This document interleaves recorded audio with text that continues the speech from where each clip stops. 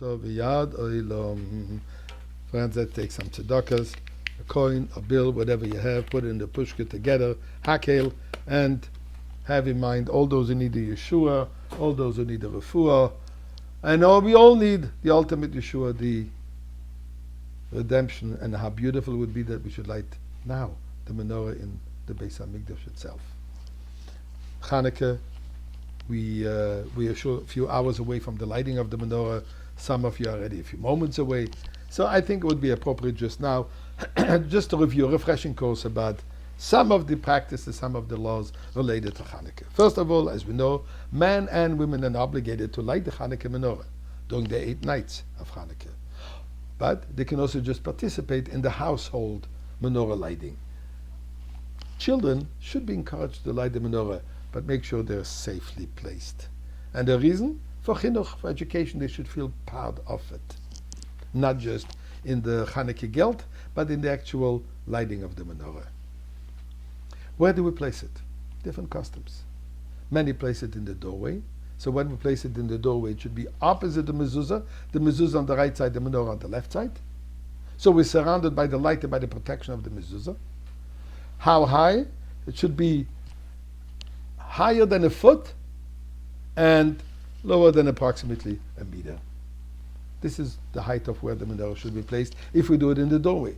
Now, if you do it in the window towards the outside, the people in the street should see it, which is fine, but make sure that it's not higher than about 29 feet, because above this, nobody will see it. We can use either oil, ideally oil, the miracle was with oil, or we can also use candles. Flame candles, electric candles are not valid for the Chanukah menorah. It's nice for decoration, it's good on the cars to remind people, or in the street to remind people that Chanukah is here.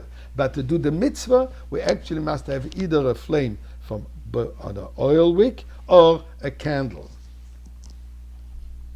The menorah that we're going to be using, and I'm pointing it out because today we find so many beautifully designed menorahs, some go circular, some go up and down, etc. So the halacha is they have to be all straight on a straight line, as you see over here.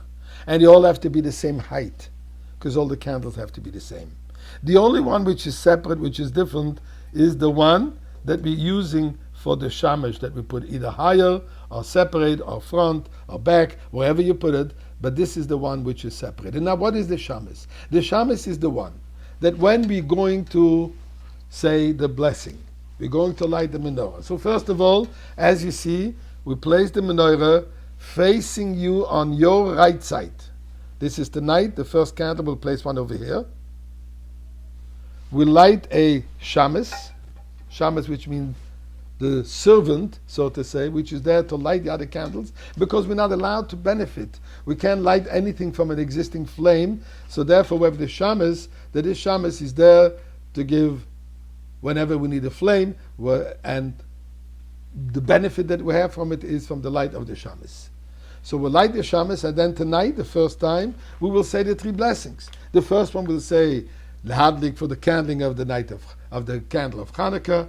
Then we have Sha'asa Nisim, emphasizing the miracles that God does. And the first night, as every time we do the first mitzvah, we do Shechiyanu. For that matter, if somebody, for whatever reason, didn't get around to do the first night, and tomorrow will be the first time, we'll do the Shechiyanu. So tonight, the first time, 3 blessings, the rest of Chanukah, 2 blessings.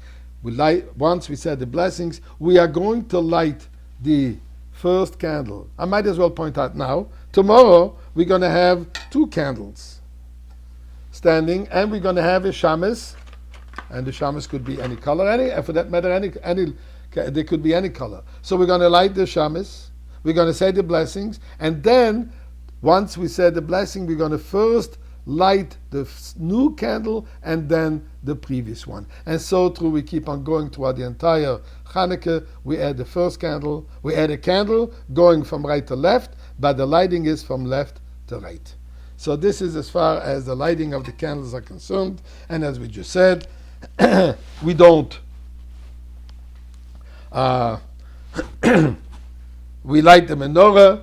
Enough candles should be long enough to burn a half hour into the night.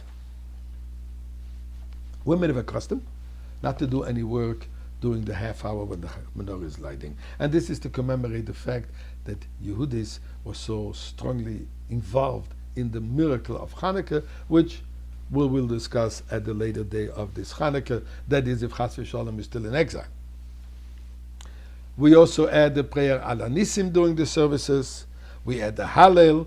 There is in the Torah reading. There is a Torah reading on the day of Chanukah in the morning prayers, and it is particularly customary to give extra charity during these days.